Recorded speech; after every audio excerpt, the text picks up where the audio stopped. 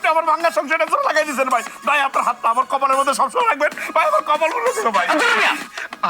আপনি ভাই যাও মিষ্টি লইব যাও। আর কি কোন মিষ্টি খাইবেন? কি মিষ্টি খাইবেন? লাল আনবো না কালো আনবো না স্পঞ্জ আনবো, কোনটা আনবো কোন? আমি লইতেছি। তোমার কি বুদ্ধি শর্ট আছে মিয়া?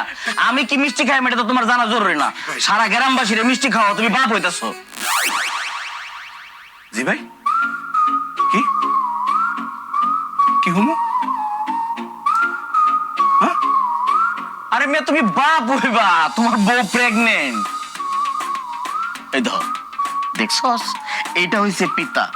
তার সন্তানের আগমনের কথা শোনার পরে ইমোশনাল হয়ে গেছে, আবেগপ্রবণ হয়ে গেছে। এটা হয়, আমাদের সময় আমরা হইছি। ভাই হ্যাঁ আপনার বোনের লোক তো আমার বাসর ঘর হয় না। মেয়ে আন্তাজি কথা কইও না। বাসর ঘর সাজানো হয়েছে নানান ধরনের ফুল দিয়ে সুন্দরভাবে সাজানো। আমার চোখকে আমি দেখছি আন্তাজি কথা কইতেছ। আরে ভাই রে, বিশ্বাস করেন আপনার বোনের লোক আমার বাসর ঘরটাই হয় না। তোমার সমস্যা মিয়া, এখন আমি বুঝছি আমার বোন কে লেগে গেছে গা। ও বুঝে আসো না, তোমার বাইক লইছি তো তুমি পায়া বইছো না। এই বাচ্চা আমার না, এই বাচ্চার বাবা আমি না। ফাইদামি পাইছো, মজা করো না। তোমার বাড়ির থেকে আমার বোন আমার বাড়িতে গেছে 1 মাস 29 দিন, 2 মাস। এই 2 মাস আমি আমার বোনের চক্কে চক্কে রাখছি, কোনো দিকে ডান্নাম হইতে দেই নাই। আর বাচ্চার বয়স 2 মাস। তাহলে ঘটনাটা ঘটে গেছে ভাই 2 মাস আগে। ঘটনাটা ঘটছে রে ভাই, আমি বুঝালাইছি। আমার কথা একটাই, কোন নাটক কোন বনিতায় কাজ হবে না। আমার বোন এই বাড়িতে থাকবো, এই বাড়িতে বাচ্চা প্রসব করব, এই বাড়ি থেকে একটাও বাইরে যাব না।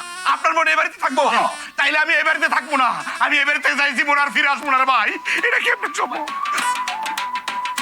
কিরে তোর জামাইয়ের কি মাথায় সমস্যা আছে নাকি? সন্তান আসতেছে তার, সে খুশি হবে, দৌড় দিয়ে পালাইছে। আচ্ছা বিষয়টা আমার একটু বুঝায় কত। ভাই তুমি একটু শান্ত, আমি তোমার বুঝাই করতেছি। তা তুই আমার বুঝায় কর, তুই জানলে আমার বিষয়টা বুঝায় কর, জানা দরকার দরকার আছে আমার। জামাইও দৌড় মারলো, এখন আমার বোনও দৌড় মারলো। আরে সব